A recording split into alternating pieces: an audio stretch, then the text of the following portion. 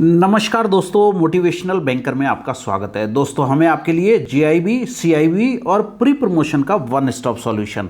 Friends, इस video lecture में हम एडवांस्ड बैंक मैनेजमेंट, हमारा जो एडवांस बैंक मैनेजमेंट का पेपर है उसका यूनिट 26 कवर कर रहे हैं। एक वीडियो हमने ऑलरेडी डाल दिया है, सेकंड वीडियो प्रायोरिटी सेक्टर का है और तीसरा वीडियो हम ये बना रहे हैं इस पे ओवरव्यू ऑफ क्रेडिट मैनेजमेंट पे। इसमें हम सबसे पहले बात करेंगे आरबीआई ने जो रेगुलेटेड इंटरेस्ट रेट रखे हैं और डीरेगुलेटेड जो इंटरेस्ट रेट रखे हैं, दो सेगमेंट पे हम चर्चा करेंगे। देखिए, एक है आपका रेगुलेटेड इंटरेस्ट रेट। रेगुलेटेड का मतलब क्या है? रेगुलेटेड का मतलब ये है कि जिसको आरबीआई रेगुलेट करता है, यानी जिसको आरबीआई फिक्स करता है जिस इंटरेस्ट रेट को। और दूसरा इंटरेस्ट रेट है आपका डीरेगुलेटेड। डीरेगुलेटेड का मतलब क्या हो गया? जहां पे बैंकों को परमिशन दे दी है, बैंकों को डिस्क्रिशन दे दिया है कि आप अपना रेट खुद डिसाइड करें। अब इस डीरेगुलेटेड में अगर आप देखेंगे तो विद इफेक्ट फ्रॉम 18/10/2004, 18/10/2004 से bank allowed to fix rate of interest at their discretion for loan above ₹2 lakh on the basis of BPLR. BPLR के बेसिस पे, बेंचमार्क प्राइम लेंडिंग रेट जो है उसके बेसिस पे आरबीआई ने बैंकों को बोला 2004 से कि 2 लाख से ऊपर का, मोर देन 2 लाख का लोन जो है उस पर रेट आप डिसाइड करें। परंतु आरबीआई ने साथ में ये भी बोला कि 2 लाख तक का जो लोन है, banks were required to charge interest rate not exceeding BPLR. उस पर बीपीएलआर से ज़्यादा इंटरेस्ट रेट चार्ज नहीं करना है। ठीक है ना? बाद में इसको भी चेंज कर दिया गया। अभी सारे इंटरेस्ट रेट डीरेगुलेट कर दिए गए हैं, कोई भी आरबीआई द्वारा रेगुलेटेड इंटरेस्ट रेट नहीं है। ठीक है, उसके बाद क्या हुआ? देखिए, 1 जुलाई 2010 से ये जो बीपीएलआर सिस्टम की अभी हमने बात की थी यहाँ पे, बेंचमार्क प्राइम लेंडिंग रेट की, इसको भी ख़त्म कर दिया गया और इसकी जगह नया कंसेप्ट लाया गया। क्या? बेस रेट का। ठीक है, तो 1 जुलाई 2010 से कंसेप्ट आ गया बेस रेट का। With effect from 1/7/2010, BPLR system was replaced by base rate to bring transparency in fixing the interest rate. जो रेट ऑफ इंटरेस्ट है उसमें ट्रांसपेरेंसी लाने के लिए और ज़्यादा पारदर्शिता लाने के लिए, and also for better transmission of monetary policy measures. जो reserve bank of India monetary policy लाती है उसके बेटर ट्रांसमिशन के लिए, उसका बेहतर जो है इस्तेमाल हो सके, जो मॉनेटरी पॉलिसी में मेजर्स लाए गए हैं उसके लिए, तो यहाँ से बीपीएलआर का सिस्टम तो हटा दिया गया और बेस रेट का नया सिस्टम लाया गया। ठीक है, बाद में देखिए इस बेस रेट के सिस्टम को भी हटा दिया गया। 2016 से 1 अप्रैल 2016 से एमसीएलआर सिस्टम बाज replace the base rate system. तो देखिए, सबसे पहले आया आपका बीपीएलआर। ठीक है, बीपीएलआर सिस्टम आया 1/4/2013 से था ये बीपीएलआर का सिस्टम। सॉरी, 1/7/2010 से कौन सा सिस्टम आया आपका? बीपीएलआर का। उसके बाद बेस रेट का सिस्टम आया। अपना बीपीएलआर सिस्टम था एक्चुअली 1 अप्रैल 2003 से, 1 अप्रैल 2003 से तो था अपना बीपीएलआर सिस्टम। अब बीपीएलआर को रिप्लेस किया किसने? बेस रेट ने। इसको रिप्लेस किया बेस रेट ने, और बेस रेट सिस्टम आया आपका 1/7/2010 से। ठीक है, फिर बेस रेट को रिप्लेस किया किसने? एमसीएलआर ने, marginal cost based lending rate ने, और ये आया आपका 1/4/2016 से। ये आपको याद रखना है। देखिए, सबसे पहले अपने पास बीपीएलआर सिस्टम था 1 अप्रैल 2003 से, इसको बेस रेट ने रिप्लेस किया 1 जुलाई 2010 से, और बेस रेट को रिप्लेस किया एमसीएलआर ने, ये किया 1/4/2016 से। इसके बाद अभी रिसेंटली आपको मालूम है रेपो लिंक जो है फ्लोटिंग रेट का सिस्टम आ गया है, तो ये सिस्टम भी अब खत्म हो गया है। बीपीएलआर के जो पुराने लोन चल रहे हैं वो चलते रहेंगे एज इट इज। ठीक है, तो ये बात हो गई हमारी बीपीएलआर के बारे में। अब आगे चलते हैं, दूसरे एस्पेक्ट देख लेते हैं। दूसरे एस्पेक्ट में क्या है? जैसे periodicity of charging interest. RBI का कहना है कि सभी लोन पे monthly rate of interest bank को चार्ज करना है एक्सेप्ट क्रॉप लोन, क्योंकि क्रॉप लोन जो है वो उस पर एनुअल इंटरेस्ट लगता है और वो क्रॉप सीजन के हिसाब से चलता है, which are link to the crop plan. कि एनुअल क्रॉप प्लान क्या है उसके हिसाब से चलता है। तो क्रॉप लोन को छोड़ के बाकी लोन पे जो रेट ऑफ इंटरेस्ट लगेगा वो लगेगा आपका मंथली रेट ऑफ इंटरेस्ट। ठीक है, interest amount can not be more than principal for short term advances granted to small and margin farmer. दूसरी बात, स्मॉल फार्मर और मार्जिनल फार्मर जितने भी हैं उन पे जो शॉर्ट टर्म का लोन दिया है, कहीं ऐसा ना हो कि प्रिंसिपल से ज़्यादा आप इंटरेस्ट चार्ज कर रहे हैं। Interest amount can not be more than principal, ये स्मॉल फार्मर और मार्जिन फार्मर के लिए है। ये दूसरा एस्पेक्ट है जो ध्यान रखना है बैंकों को। तीसरा है fixed and floating rate interest. ये बैंक का डिस्क्रिशन है। Banks are free to charge as per their system subject to their floating rate of interest, the benchmark should be external. अभी देखिए, अभी बेंचमार्क क्या हो गया आपका, जो एक्सटर्नल बेंचमार्क है वो है रेपो रेट। तो रेपो रेट से लिंक कर दिया गया है इसको। तो बैंकें अपना फिक्स रेट देना है या फ्लोटिंग रेट देना है, ये बैंकों को डिसाइड करना है। एक्सटर्नल जो फ्लोटिंग रेट ऑफ इंटरेस्ट देंगे वो एक्सटर्नल बेंचमार्क से लिंक होगा, और ये एक्सटर्नल बेंचमार्क जो फिलहाल हम यूज कर रहे हैं वो है रेपो रेट। ठीक है। पेनल इंटरेस्ट का जहाँ तक सवाल है, penal interest with effect from 1/10/2000 banks are free to charge penal interest except loan up to 25,000। देखिए ये जो लोन है ये प्रायोरिटी सेक्टर के दायरे में कह लीजिए, या इसको आरबीआई ने पेनल इंटरेस्ट से बाहर रखा है कि 25,000 तक के लोन पे आप पेनल इंटरेस्ट नहीं डाल सकते। उसके बाद उसके ऊपर का जो भी लोन है उसके लिए बैंकों को फ्री कर दिया गया है कि आप पेनल इंटरेस्ट लगा सकते हैं अगर बोरोवर डिफॉल्ट करता है। तो देखिए यहाँ एमसीएलआर के बारे में मैंने दिया हुआ है, marginal cost base lending rate जो है। बीपीएलआर सिस्टम आया आपका 1 अप्रैल 2003 में, जिसको रिप्लेस किया बेस रेट ने, ये आया 1 जुलाई 2010 में, और बेस रेट को रिप्लेस किया एमसीएलआर ने, ये आया 1 अप्रैल 2016 से। Banks to fix lending rate with regard to MCLR for all rupee loan sanctioned और रिन्यूड विद इफेक्ट फ्रॉम 1/4/2016। तो उस पर जो सिस्टम लगना है वो है आपका एमसीएलआर। ओके, आगे चलते हैं। अब देखिए इसका ऑब्जेक्टिव क्या है। Transmission of policy rate to lending rates and transparency in methodology to determine lending rates, ये हम पहले ही डिस्कस कर चुके हैं। एक तो ट्रांसपेरेंसी लाना जो लैंडिंग रेट्स है उसमें, और जो आरबीआई क्रेडिट पॉलिसी लाती है उसको बेटर तरीके से पब्लिक तक पहुंचाना, ये इसका उद्देश्य है। ठीक है। अब कुछ अकाउंट्स ऐसे होते हैं जो एमसीएलआर के दायरे से बाहर रहेंगे, जैसे गवर्नमेंट स्कीम्स के अकाउंट या रिफाइनेंस स्कीम के अकाउंट, जैसे आपके एनआरएलएम का अकाउंट है, आपका है 1 सेकेंड एनआरएलएम, ठीक है, या डीआरआई के लोन है, ये गवर्नमेंट स्पॉन्सर्ड के इस तरह के जो लोन होते हैं वो इससे बाहर रहेंगे। डिपॉजिट के अगेंस्ट में जो लोन देते हैं उसका बीपीएलआर से एमसीएलआर से कोई कांटेक्ट नहीं है। स्टाफ को जो लोन देंगे, सीईओ को लोन देंगे, होल टाइम डायरेक्टर को जो लोन देंगे, या एक्सटर्नल बेंचमार्क से जो लिंक लोन है उनका इससे कोई कनेक्शन नहीं है। फिक्स रेट के जो लोन हैं जिनमें रिपेमेंट पीरियड 3 साल या उससे ज़्यादा है उनका भी इससे कोई कनेक्शन नहीं है। Okay. Actual rate of interest to be fixed by adding component of spread to MCLR. देखिए जब एक्चुअल रेट ऑफ इंटरेस्ट लेंगे, समझो एमसीएलआर है आपका 11%, तो इस पर बैंक स्प्रेड भी लगाएगी। माना बैंक ने स्प्रेड लगाया 2.50%, तो टोटल रेट क्या लगेगा इस पर 13.50%। ठीक है। तो जो एमसीएलआर है बैंक उस पर स्प्रेड भी लगाएगी। अब वो स्प्रेड का कारण क्या है उस पर हम चर्चा करेंगे। अब देखिए पहले देख लीजिए रिव्यू, इसको मंथली बेसिस पे रिव्यू करना है प्री अनाउंस डेट पे, और रीसेट पीरियड जो इसका है वो है 1 ईयर का, 1 ईयर और less. Excluding loans to remain link to the base rate till maturity. देखिए पुराने जो लोन है जो बेस रेट पर चल रहे थे वो मैच्योरिटी तक बेस रेट से ही लिंक रहेंगे, और जो नए लोन हैं वो एमसीएलआर पे हो जाएंगे। ओके। अब देखिए एमसीएलआर के बारे में आप समझिए एमसीएलआर के कंपोनेंट क्या क्या हैं। एमसीएलआर में 4 कंपोनेंट बेसिकली काम करते हैं। मैं आपको यहाँ दिखाता हूँ 4 कंपोनेंट, चलिए यही देख लेते हैं। एमसीएलआर में जो 4 कंपोनेंट हमारे काम करते हैं वो ये 4 कंपोनेंट हैं। पहला है marginal cost of fund. Marginal cost of fund का मतलब क्या है, करंट कॉस्ट ऑफ फंड क्या है, ठीक है ना, यानी कि comprises marginal cost of borrowing and return on the net worth. तो ये मार्जिनल कॉस्ट ऑफ फंडिंग कैसे निकालते हैं, 92% into marginal cost of borrowing plus 8% into return on net worth. इस तरह से मार्जिनल कॉस्ट ऑफ फंड निकाली जाती है। तो जब ALCO committee, asset liability management committee या बोर्ड जब एमसीएलआर फिक्स करता है तो ये 4 फैक्टर्स को ध्यान में रखते हुए फिक्स करता है। पहला है मार्जिनल कॉस्ट ऑफ फंडिंग, यानी कि कॉस्ट ऑफ फंड क्या पड़ रही है, बैंक को जो कॉस्ट ऑफ फंड पड़ रही है वो क्या है।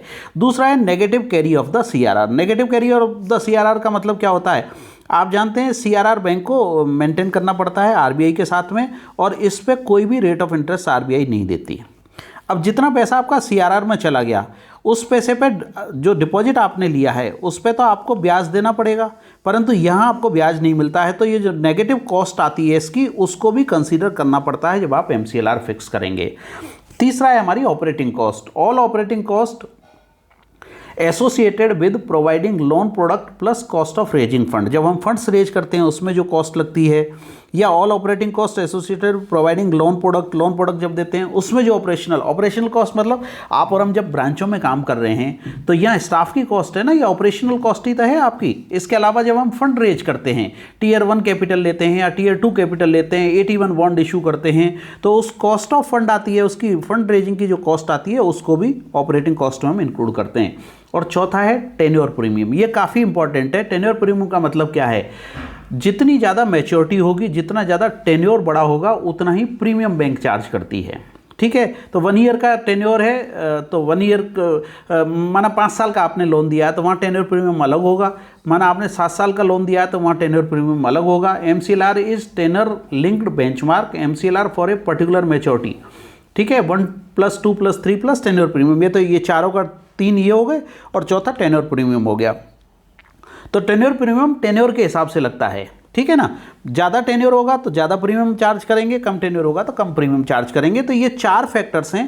पहला मार्जिनल कॉस्ट ऑफ फंड, दूसरा है नेगेटिव कैरी ऑफ CRR, तीसरा है ऑपरेटिंग कॉस्ट और चौथा है टेन्योर प्रीमियम। ये 4 के बेसिस पे MCLR तय किया जाता है बोर्ड ऑफ डायरेक्टर द्वारा या एल्को द्वारा। ठीक है, अब देखिए इसकी पब्लिशिंग कैसे होती है। पब्लिशिंग ऑफ इंटरनल बेंचमार्क, जो रेट आती है आपके पास बैंक में भी आप देखते होंगे, MCLR ओवरनाइट भी आता है, MCLR 1 महीने का, MCLR 3 मंथ्स का, MCLR 6 मंथ्स का और MCLR 1 ईयर का। इस तरह से रेट पब्लिश होती हैं इसकी। ठीक है, ये एल्को डिसाइड करता है या बोर्ड डिसाइड करता है बैंक का कि किस तरह से ये रेट चार्ज करना है। With effect from 1/10/2019 all new floating rate personal loan और रिटेल लोन। अब आप देखिए, मैंने अभी आपको क्या बताया कि जो आपका MCLR लागू हुआ वो हुआ 1 अप्रैल 2016 से। अभी 1 अक्टूबर 2019 से क्या कर दिया, एक्सटर्नल बेंचमार्क से लिंक कर दिया है रेट ऑफ इंटरेस्ट को। तो एक्सटर्नल बेंचमार्क में क्या हो गया, एक्सटर्नल बेंचमार्क में देखिए with effect from 1/10/2019 all new floating rate personal loans और retail loans, housing auto sector के ये जो लोन हैं, and floating rate interest to MSEs shall be benchmark to one of the external benchmark. अब external benchmark के क्या है, bank can link any other loan also with this benchmark and within a loan category multiple benchmark by a bank are not allowed. देखिए single benchmark लगाना, और अभी जो benchmark लग रहा है वो है रेपो रेट का। ठीक है, तो रेपो रेट का बेंचमार्क अभी ये कब से लागू हुआ है, ये लागू हुआ है आपका 1/10/2019 से। 1/10/2019 से एक्सटर्नल बेंचमार्क से लिंक कर दिया गया है। तो एक्सटर्नल बेंचमार्क लगाना है, और बैंकों को ये भी ध्यान रखना है कि एक्सटर्नल बेंचमार्क एक ही लगाना है, मल्टीपल एक्सटर्नल बेंचमार्क नहीं लगाने। मल्टीपल क्या होंगे मैं बताता हूँ आपको आगे। अब आप देखिए spread, bank can fix the spread which will not change for 3 years. Bank को जो एक्सटर्नल बेंचमार्क रेट लगाया उसमें स्प्रेड भी बैंक लगाता है। ठीक है, स्प्रेड का मतलब क्या हुआ, आपका एक्सटर्नल बेंचमार्क से रेट आया 7%, आपने इस पर 1.5% स्प्रेड लगाया। ठीक है, तो ये कितना हो गया आपका 8.5%। ये rate of interest bank charge करेगी कस्टमर से। तो ये फिक्स रहेगा, bank can fix the spread which will not change for 3 years. However, the credit risk premium can be changed. Risk premium भी लेना है इसके बाद में। ठीक है, can be change in case of credit assessment change. Okay, तो risk premium को चेंज कर सकते हैं। अब इसका रीसेट क्या है, interest rate for such loan to be at least once in 3 month, 3 महीने में इसको रीसेट कर सकते हैं। Existing loan limit shall continue to be link to the MCLR till maturity और रिन्यूअल। देखिए जो पुराने लोन है MCLR पे वो मैच्योरिटी तक या रिन्यूअल जब तक उनका ड्यू है तब तक उसी पे रहेंगे। इसके बाद बोरोवर को ऑप्शन होता है, हालांकि बैंकों ने ऑप्शन दिए हुए हैं कि MCLR पे अगर आपका कोई लोन चल रहा है और आप उसको रेपो लिंक रेट पे अगर कन्वर्ट कराना चाहते हैं तो बैंकें कुछ उनसे फ़ीस चार्ज करके एक नॉमिनल फ़ीस लेके उसको रेपो में कन्वर्ट कर देती हैं। जिनके लंबे समय के लोन हैं उनको रेपो में कन्वर्ट करा लेना चाहिए, ऐसा हम कस्टमर्स को सजेस्ट करते हैं, क्योंकि यहाँ पे रेट ऑफ इंटरेस्ट इनका काफ़ी हो जाता है। MCLR पहले हायर रेट हुआ करता था। ओके, अब देखिए, interest rate on fix rate loan below 3 year maturity shall not be less than benchmark rate for the similar tenure. जो फिक्स रेट के, देखिए अभी फिक्स रेट का कंसेप्ट ही खत्म हो गया, फिक्स रेट का कोई लोन होता ही नहीं है, अभी सारे जो लोन हैं वो फ्लोटिंग रेट पे बैंक चार्ज कर रहा है। ठीक है, फिक्स रेट के लोन जनरली आपको बैंक में देखने को नहीं मिलेंगे। अब देखिए, एक्सटर्नल बेंचमार्क की हम बात कर रहे थे। रेपो के अलावा और कौन कौन से एक्सटर्नल बेंचमार्क हो सकते हैं? रेपो तो है ही है, आरबीआई का रेपो रेट जो है। उसके अलावा 3 months government of India treasury yield published by FBIL. FBIL का फुल फॉर्म क्या है?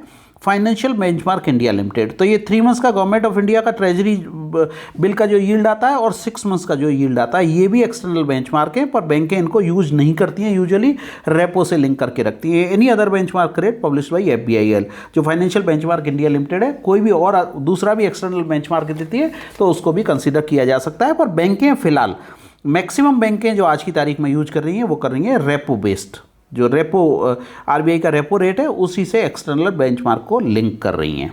ठीक है, यहां तक। अब देखिए, इसमें आते हैं लोन टू बैंक डायरेक्टर्स। ये काफ़ी इंपॉर्टेंट है दोस्तों। Under section 20 of banking regulation act, कोई भी बैंक अपने ओन डायरेक्टर्स को लोन नहीं दे सकती। चीज़ों को क्लियरली समझिएगा, कोई भी बैंक अपने डायरेक्टर्स को या उनके रिलेटिव्स को लोन नहीं दे सकती। हाँ, अदर बैंक के डायरेक्टर्स को, अदर बैंक डायरेक्टर्स या उनके रिलेटिव्स को लोन दिया जा सकता है, इसके लिए अलग गाइडलाइन है। तो क्या है? Under section 20 of BR act, bank can not grant loan to their directors और फर्म्स और company in which they are interested. Directors को या उनकी फर्म को या ऐसी कंपनीज को जिनमें उनका कोई इंटरेस्ट है, उनको बैंक लोन नहीं दे सकती, खुद की बैंक लोन नहीं दे सकती। परंतु यहाँ एग्जेम्प्टेड कैटेगरी भी दी हुई है। अब एग्जेम्प्टेड कैटेगरी में क्या है? देखिए, अगर इस तरह का लोन है तो आप दे सकते हैं, जैसे गवर्नमेंट सिक्योरिटीज के अगेंस्ट में, आईबीपी केबीपी के अगेंस्ट में लोन मांगा, एफडी के अगेंस्ट में लोन मांगा, लाइफ इंश्योरेंस पॉलिसी के अगेंस्ट में लोन मांगा, या क्रेडिट कार्ड उन्होंने मांगा, तो ये दे सकते हैं।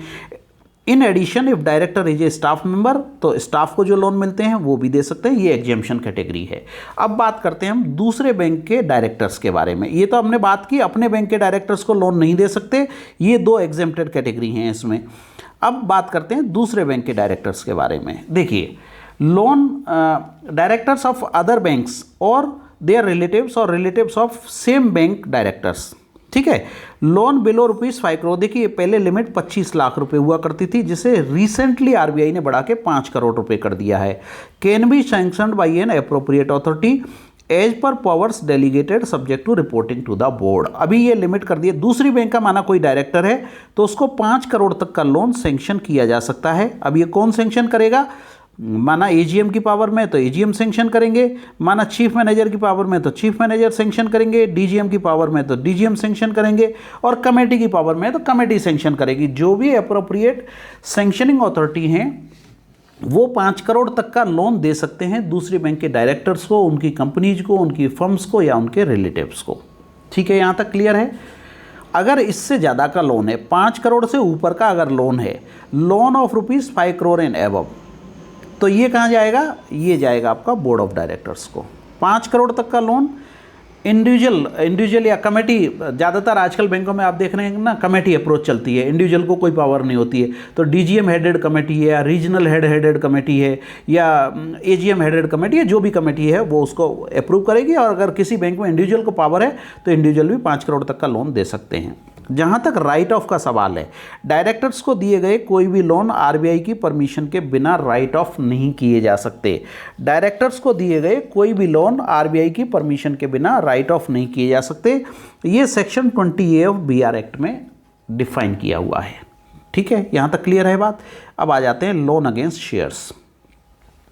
अब देखिए, लोन अगेंस्ट शेयर्स के लिए देखिए आप, under section 19(2) of BR act, the maximum amount of shares of a company which a bank can as pledge और मॉर्गेजी और ओनर इज रेस्ट्रिक्टेड टू।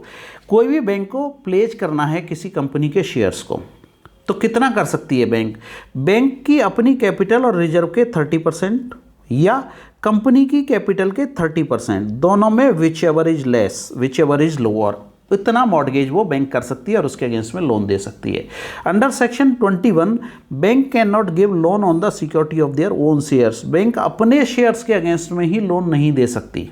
ठीक है, किसी कंपनी को लोन देना है तो कितना वो मॉर्गेज कर सकते हैं उसको, या कितना प्लेज कर सकते हैं? बैंक की paid up capital plus reserve के 30% या कंपनी की कैपिटल के 30%, इन दोनों में से जो भी कम है उतना वो उसको प्लेज कर सकते हैं। ठीक है, यहां तक क्लियर है बात। अब आगे चलेंगे हम। Loan to individuals. देखिए, जहां तक इंडिविजुअल्स का सवाल है ये बहुत ज़्यादा रिलीवेंट नहीं है आज के टाइम में, क्योंकि पेपर शेयर्स का काम पूरी तरह से ख़त्म हो चुका है। पर चूंकि पुराना सिस्टम चल रहा है, लिमिट्स जो हैं डीमेट के अगेंस्ट में इंडिविजुअल को मैक्सिमम 20 लाख और अदर देन डीमेट यानी पेपर शेयर्स के अगेंस्ट में 10 लाख। हालांकि पेपर शेयर्स का अब चलन नहीं है, इसलिए इसका कोई खास रिलीवेंस नहीं रह जाता है। तो डीमेट शेयर्स के अगेंस्ट में 20 लाख तक का लोन इंडिविजुअल को दिया जा सकता है। Minimum margin 25% of market value होना, यहाँ 50% है, पर इसका चूंकि कोई रिलीवेंस नहीं है। और बैंक खुद के शेयर्स खरीदने के लिए भी लोन नहीं दे सकता है, ये भी बात आपको याद रखनी है। देखिए, कई बार ईसॉप ऑप्शन में आप देखते हैं ना, बैंक अपने एम्प्लॉइज को जो शेयर्स देता है तो क्या करता है, बैंक खुद लोन नहीं देता है कभी भी। या तो लोन देगा तो किसी दूसरे हेड में उसको पर्सनल लोन करके देगा, या दूसरी बैंकों को कहेगा कि आप हमारे एम्प्लॉइज को लोन दे दीजिए, उसमें बैंक अंडरटेकिंग दे देता है। ठीक है ना, पर खुद बैंक अपना लोन नहीं देगा अपने खुद के शेयर्स खरीदने के लिए। अब आगे चलते हैं, आगे बात करते हैं margin on bank guarantee. On behalf of stock exchange brokers और commodity exchange brokers will be 50%।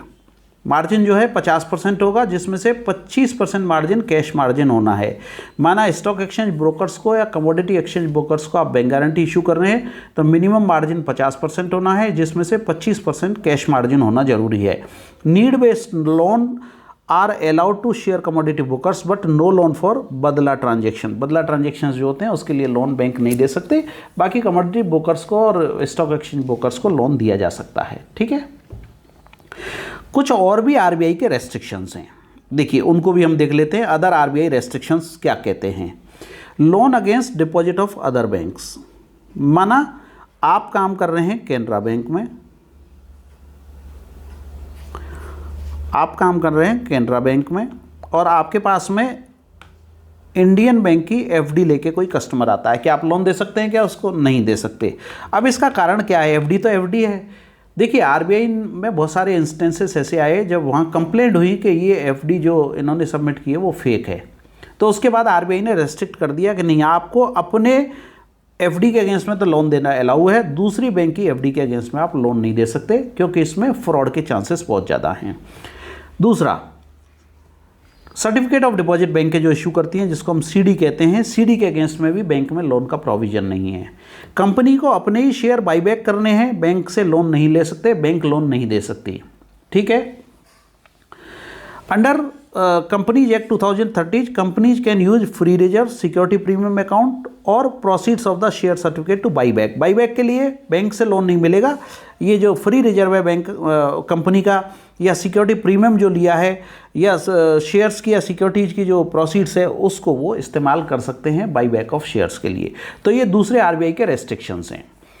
Okay, यहाँ तक क्लियर हो गया। अब हम बात करेंगे सेलेक्टिव क्रेडिट कंट्रोल के बारे में। देखिए, सेलेक्टिव क्रेडिट कंट्रोल क्या है? ये legal provision section 21 and 35A of BR act में दिया हुआ है सेलेक्टिव क्रेडिट कंट्रोल के बारे में। इसका मतलब क्या है?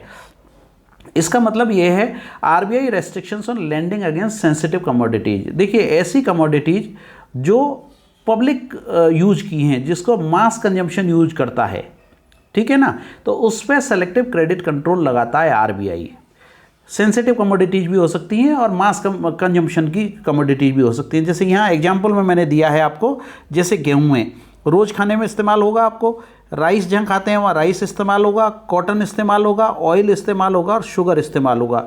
ये जो है मास कंजम्पशन की चीज़ें हैं, इसलिए आरबीआई इस पर सेलेक्टिव क्रेडिट कंट्रोल रखता है।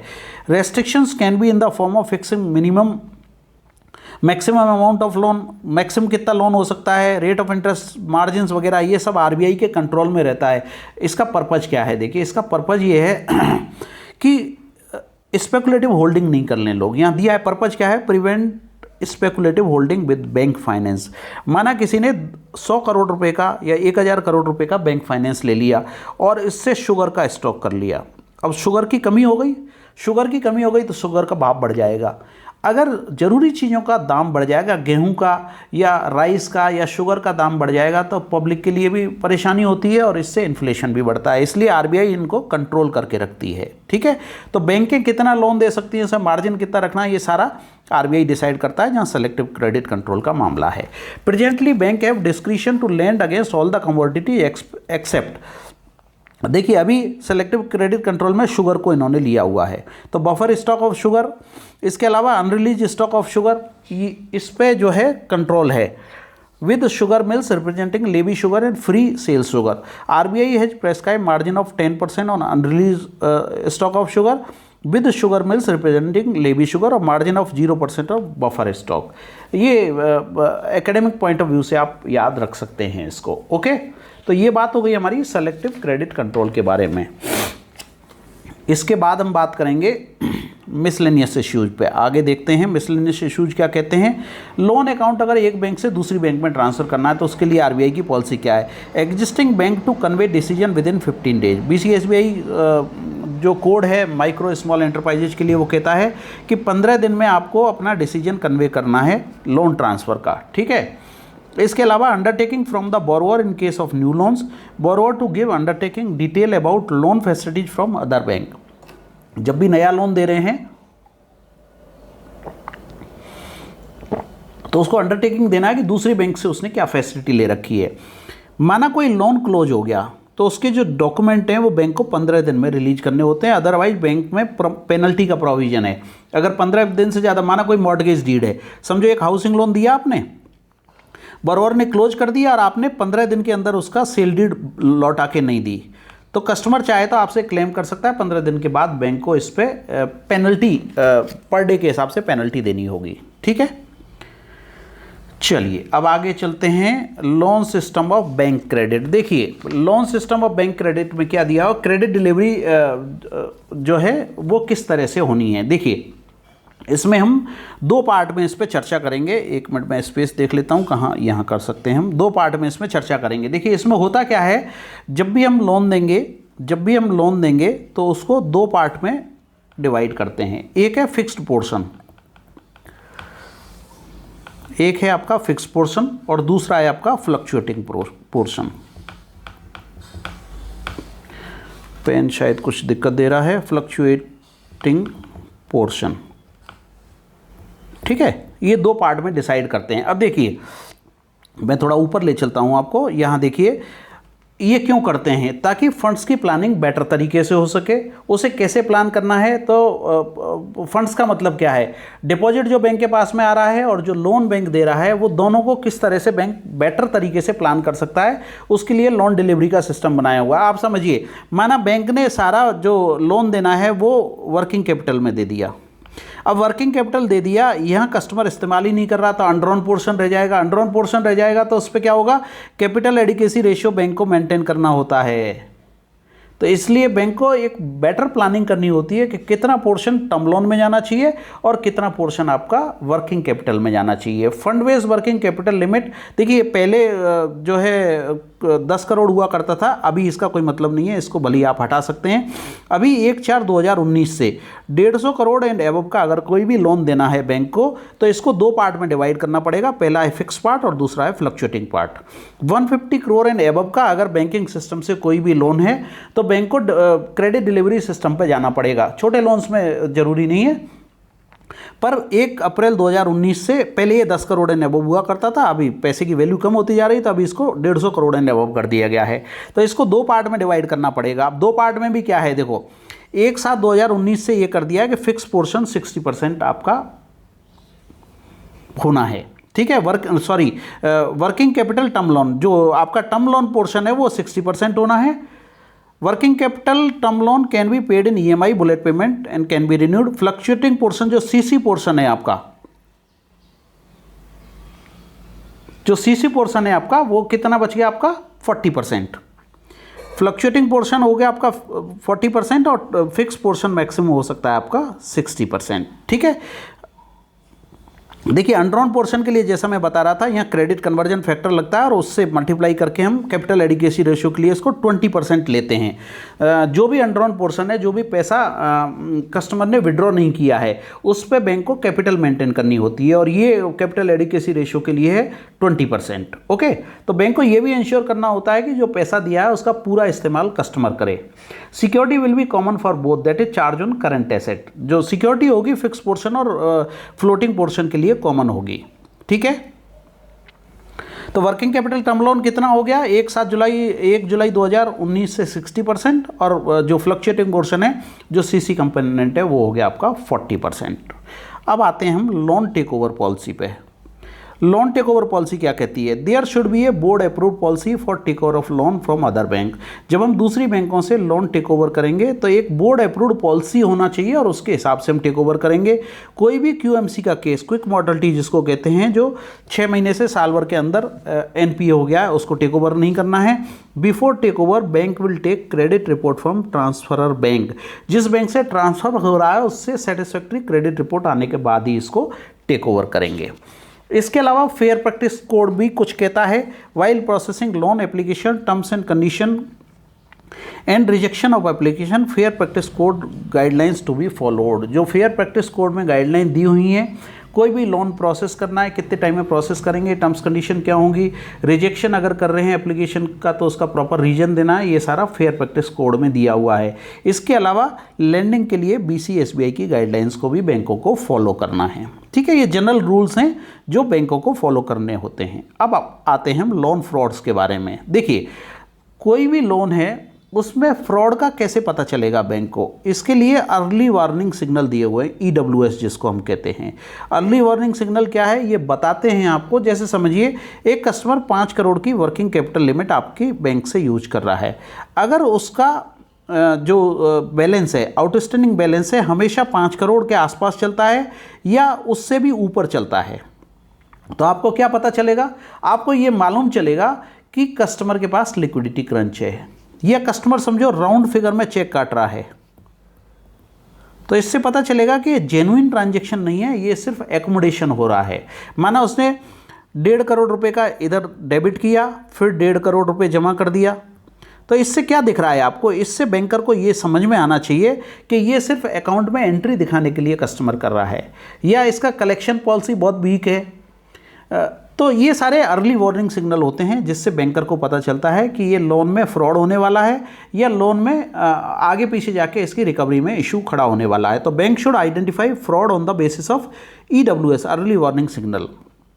अब देखिए जहाँ पे भी सस्पेक्टेड फ्रॉड होता है उनको बैंक ने एक नाम दिया है रेड फ्लैग्ड अकाउंट। उन रेड फ्लैग यानी लाल झंडा लगा दिया उस अकाउंट पे, इसका मतलब यही हुआ ना।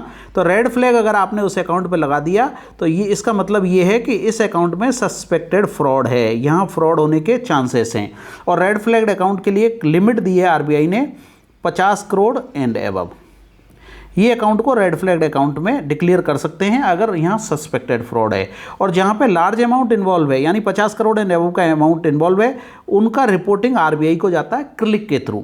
क्लिक का फुल फॉर्म आप याद रखने, central repository of information on large credits. Red flagged के लिए 50 करोड़ है, 50 करोड़ एंड अबव है, अदरवाइज क्लिक की जो लिमिट है वो 5 करोड़ एंड अबव है। तो ये आपको याद रखना है, ठीक है। अब क्लिक की रिपोर्टिंग कैसे करनी है, अब आगे आ जाते हैं हम क्लिक रिपोर्टिंग पे। देखिए RBI created central repository of information on large credit click in 2014 BR act के अंतर्गत to collect, store and share information. ये सेंट्रल रिपोजिटरी ऑफ इंफॉर्मेशन है ऑन लार्ज क्रेडिट। यहाँ लार्ज क्रेडिट से मतलब है 5 करोड़ एंड अबव से, रेड फ्लैग के लिए 50 करोड़ एंड अबव है, अदरवाइज ये 5 करोड़ एंड अबव है। अब बैंकों को क्लिक की 2 रिपोर्ट भेजनी होती है, क्लिक मेन जाती है और एक क्लिक SMA 2 जाती है। अब इनको देखिए आगे, क्लिक मेन में क्या जाता है, 5 करोड़ या उससे ऊपर के जो भी अकाउंट है उनकी रिपोर्ट जाएगी। करंट अकाउंट जिनमें 1 करोड़ या उससे ज़्यादा बैलेंस है उनकी रिपोर्ट जाएगी। नॉन कोऑपरेटिव बोरोअर्स, ऐसे बोरोअर जो कोऑपरेट नहीं करते हैं बैंकों को, पैसा होने के बावजूद भी पैसा नहीं देना चाहते हैं, बैंकर अगर इंस्पेक्शन के लिए जाता है तो उसको इंस्पेक्शन नहीं करने देते हैं, तो ऐसे बोरोअर्स नॉन कोऑपरेटिव बोरोअर कहलाते हैं। या ऐसे अकाउंट जो टेक्निकली राइट ऑफ हो गए हैं, ये क्लिक मेन में बैंकों को रिपोर्ट करने होते हैं, ठीक है। दूसरा है क्लिक SMA। क्लिक SMA में क्या है देखिए, SMA account with exposure of 5 crore and above and SMA account, ठीक है। For borrowers and default with exposure of 5 crore and above reporting on weekly, इसका वीकली बेसिस पे रिपोर्टिंग होता है। अमाउंट तो वही है 5 करोड़ एंड अबव, और रेड फ्लैग के लिए अमाउंट है 50 करोड़ एंड अबव, जो हम डिस्कस कर चुके हैं पहले ही, ठीक है। तो ये बात हो गई हमारी क्लिक रिपोर्टिंग के बारे में, ठीक है। क्लिक और क्लिक SMA के बारे में हमने बात कर ली। आगे देखिए इसमें क्या दे रखा है, this framework is applicable for bank at consolidated group level and also solo level with effect from 1/4/2019। All exposure to counter parties and group of connected counter parties shall be taken except the exempted, exempted को छोड़ के counter parties और group of connected counter parties को सबको इसमें consider किया जाएगा। अब देखिए लार्ज एक्सपोजर का मतलब क्या है। Large exposure mean total all exposure fund base और नॉन फंड बेस मिला के जो 10% और more of banks eligible capital, देखिए यहाँ कैपिटल से मतलब सिर्फ टीयर 1 कैपिटल लिया गया है। टीयर 1 कैपिटल बैंक की जितनी है उसके 10% से ज़्यादा अगर किसी का एक्सपोजर है तो वो लार्ज एक्सपोजर की कैटेगरी में आएगा। क्लियर है बात यहाँ तक। तो फ्रेंड्स हमने इस वीडियो लेक्चर में क्या क्या डिस्कस किया, देखिए सबसे पहले हमने इस वीडियो लेक्चर में डिस्कस किया है, मैं यहाँ से हटा देता हूँ इसको और एक बार पूरा जो हमारा ये स्लाइड है, वर्ड फाइल है, उसको देख लेते हैं। देखिए सबसे पहले हमने बात की deregulation of rate of interest के बारे में। हमारा जो सिस्टम है ये कैसे कैसे लागू हुआ, BPLR आया, बेस रेट आया, MCLR आया और उसके बाद रेपो लिंक जो रेट आ गया हमारा। एग्जेम्प्टेड कैटेगरी कौन सी है MCLR में, इस पर हमने बात की। MCLR कैसे डिसाइड करता है बैंक, इसके 4 फैक्टर मैंने बताए आपको। और MCLR का जो बेंचमार्क है उसकी अलग अलग मैच्योरिटीज क्या, ओवरनाइट से लेकर 1 ईयर तक MCLR चलता है, ठीक है। इसके बाद हमने बात की आपसे एक्सटर्नल बेंचमार्क, मैंने 3 एक्सटर्नल बेंचमार्क बताए आपको। RBI का रेपो रेट, 3 मंथ्स का गवर्नमेंट ट्रेजरी बिल यील्ड और 6 मंथ्स का government of India treasury yield bill. हालांकि बैंकें अभी RBI रेपो रेट से ही लिंक कर रखा है इन्होंने। इसमें भी एग्जेम्प्टेड कैटेगरी की बात की, ये काफ़ी इंपॉर्टेंट है। हमने बात की दूसरे बैंक के डायरेक्टर्स को जो लोन देना है, अपनी बैंक के डायरेक्टर को बैंक लोन नहीं दे सकता, यह मैंने आपको यहाँ बताया है। इसके अलावा एग्जेम्प्टेड लोन बता दिए और फिर बताया ये जो लिमिट थी पहले 25 लाख हुआ करती थी, दूसरे बैंक के डायरेक्टर्स को लोन दिया जा सकता है। 5 करोड़ तक का लोन जो सैंक्शनिंग अथॉरिटी वो कर सकती है और उससे ऊपर का अगर लोन है तो उसको बोर्ड को रेफर करना पड़ेगा। फिर शेयर्स के अगेंस्ट में मैंने लिमिट बताई, कंपनी के शेयर कितने प्लेज कर सकते हैं और इंडिविजुअल को कितना लोन दे सकते हैं, डीमैट शेयर्स के अगेंस्ट में और पेपर शेयर्स के अगेंस्ट में। बैंक गारंटी के मार्जिन पे बात की। RBI के और रेस्ट्रिक्शंस क्या क्या हैं, जैसे CD पे लोन नहीं दे सकते, दूसरी बैंक के डिपॉजिट पे लोन नहीं दे सकते, बाईबैक के लिए लोन नहीं दे सकते कंपनीज को। फिर हमने बात की सेलेक्टिव क्रेडिट कंट्रोल में, इसमें अभी जो प्रेजेंटली कंडीशंस लगी हुई हैं वो शुगर स्टॉक पे लगी हुई हैं, ठीक है। फिर मिसलेनियस पॉलिसी इशूज पे बात की मैंने, जैसे ट्रांसफ़र ऑफ लोन के लिए क्या कंडीशन है बैंक की, लोन डिलीवरी ऑफ सिस्टम पे हमने बात की, 60-40 का जो रेशो है 150 करोड़ से ऊपर का, और टेक ओवर पॉलिसी पे हमने बात की। फेयर प्रैक्टिस कोड पे बात की। लोन फ्रॉड में क्लिक के बारे में हमने लास्ट में बात की है, जहां रेड फ्लैग्ड अकाउंट के लिए 50 करोड़ एंड अबव और अदरवाइज क्लिक के लिए जो लिमिट है वो 5 करोड़ एंड अबव है। तो ठीक है फ्रेंड्स, तो इसके साथ हमारा ये मॉड्यूल D का यूनिट 26 कवर हो रहा है, कंप्लीट हो रहा है। टोटल 3 वीडियो हैं आपके यूनिट 26 पे। मैं उम्मीद करता हूं कि यूनिट 26 का कंटेंट, यूनिट 26 हमारा क्या है, ओवरव्यू ऑफ क्रेडिट मैनेजमेंट, ये 3 वीडियो में कवर हो गया है। Thank you very much friends for watching this video. मुझे उम्मीद है कि ये वीडियो का कंटेंट आपके एग्जाम के पॉइंट ऑफ व्यू से काफ़ी इंपॉर्टेंट होगा। Thank you very much.